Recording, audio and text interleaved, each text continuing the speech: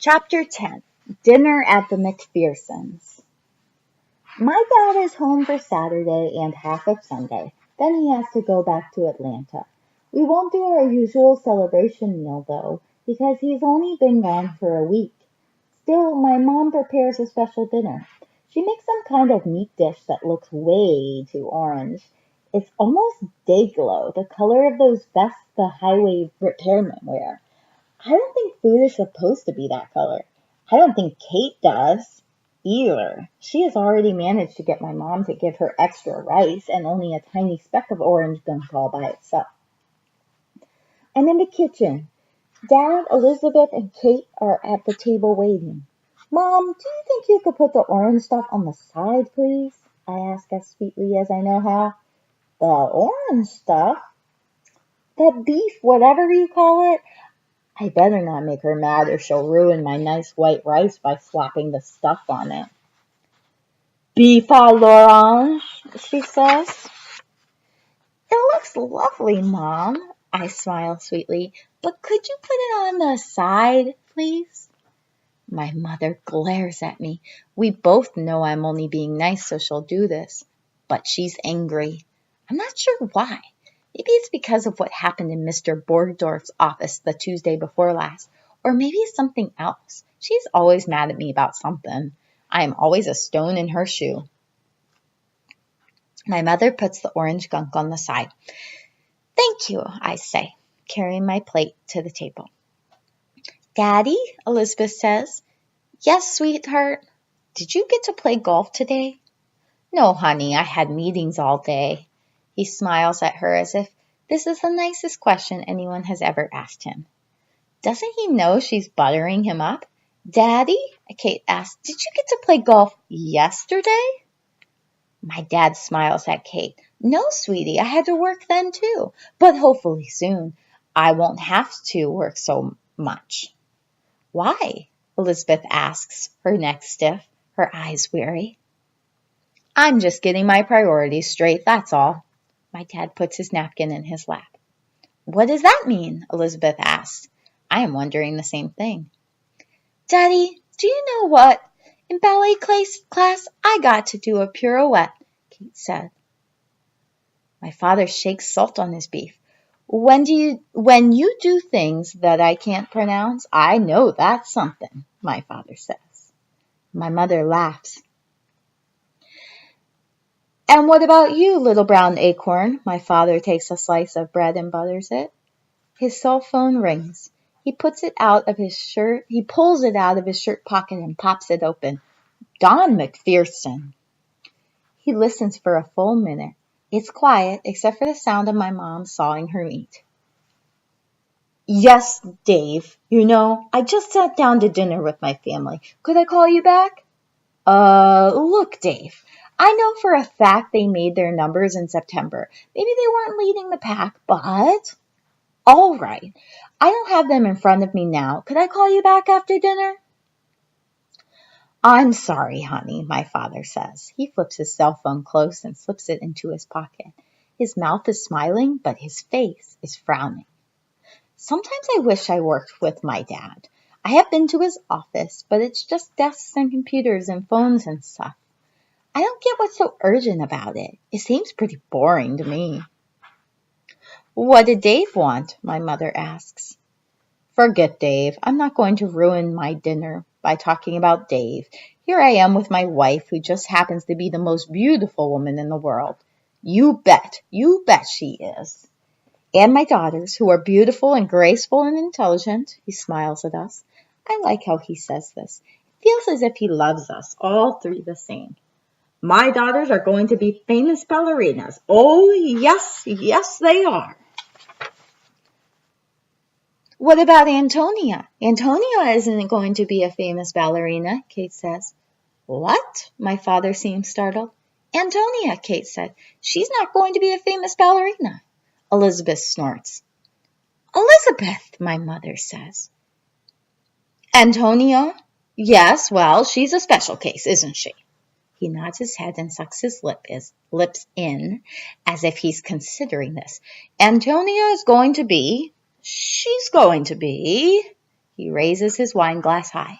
It glistens in a spike of light. He looks at me. He winks. She's going to be... It feels like the pointy end of a pencil digging in my chest. The longer the pause, the deeper the point goes. I look down at the plastic placemat, which is curling up at the corner. Antonia is going to be... He thrusts his glass in the air again, as if the momentum will help him get through this. A juvenile delinquent, Elizabeth offers. My father's head drops back and he laughs loud and hard. Not because he thinks this is funny, but because Elizabeth saved him and now he's covering for himself. My lungs feel flat, as if no matter how hard I breathe, I won't be able to get air in them. He didn't even know enough about me to guess. He didn't know enough to lie. He takes a bite of his orange meat. This is wonderful, honey, he says. I'm going to be a zookeeper, I say. In fact, I already am one.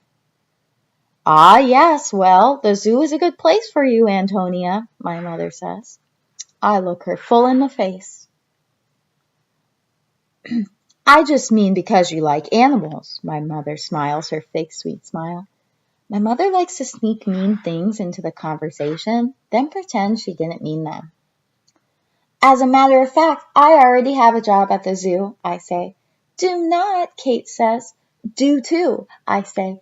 I'm a zookeeper, a real one. I get to go where nobody except a real zookeeper go, like inside lions' cages and stuff. I don't tell them the part about the lion marking his territory, because my mom will think this is gross, and then she might not let me go again. Not that I'm going to be able to go anyway, given how mad Jess Carroll is. Today, I got to feed a giraffe, I say. She licked my hand. That is so disgusting, Elizabeth says. Sure you did, Kate says. She rolls her eyes and flickers her eyelids. And I've got $10 million in my bank account. Tell them, Mom. Tell them I went to the zoo. I wore rubber boots and a real shirt and everything. Well, I hope you wore a shirt, Elizabeth says. Mr. McPherson laughs his snort, loud laugh. No, a zookeeper shirt. Well, I hope you get to keep your shirt, Kate says. She looks at my dad and Mom. She is so proud she's come up with this. Keep your keeper. Get it? Mr. and Mrs. McPherson both laugh. His short and loud, hers more of a giggle. I hate that they're doing this. I feel like screaming, stop, as loud as I can. Do you want to see? Because I can show you. I push my chair back from the table. No one pays attention. They are too busy with their jokes. I run upstairs to my room and come back with Mary Judy's shirt. It says Ziffman Park Zoo on the badge on the side. There's no doubt this is real. See, I say, breathing hard from the run up and down the stairs. I hold the shirt up and wiggle it at them. They only give these shirts to real keepers who get paid. I'm not sure why I add this, but somehow I need to. I thought it was a field trip. You're getting paid? My mother asked. Yes, I am, I say, and I look her straight in the eye. How much? My father asks. Now I have his interest. He likes things that make money. How much would seem believable, I wonder? $10? Too much. $2? Not impressive enough. $5 an hour, I say. Really? He waves a forkful of day-glow orange meat. You're not getting paid, Kate says. I know how much you have. I haven't gotten paid yet. I just started today, I said. I don't believe you, my mother says, dabbing the corner of her mouth with her napkin. What else is new? I say. Oh, look, don't make this my problem. I shrug but say nothing. In an argument, it's always better when the other person is upset and you stay calm, as if you can't understand why they're so aggravated. Well, you know, honey, my father says. They might have a reason to be paying those kids. It's cheap labor. With kids, you don't have to pay benefits and you don't have to pay a living wage either. Just enough, like an allowance, really. I doubt it, Don. There are laws against child labor, you know, my mother says. Laws, schmaws. Wherever there's a law, there's a loophole. That's Murphy's Law of Government, Evelyn, my father says. My mother laughs. She raises her hands as if she's giving up. Fine. When you get your first paycheck, I'd like to see it, Antonia, she says. And we're going to pause there on page 91.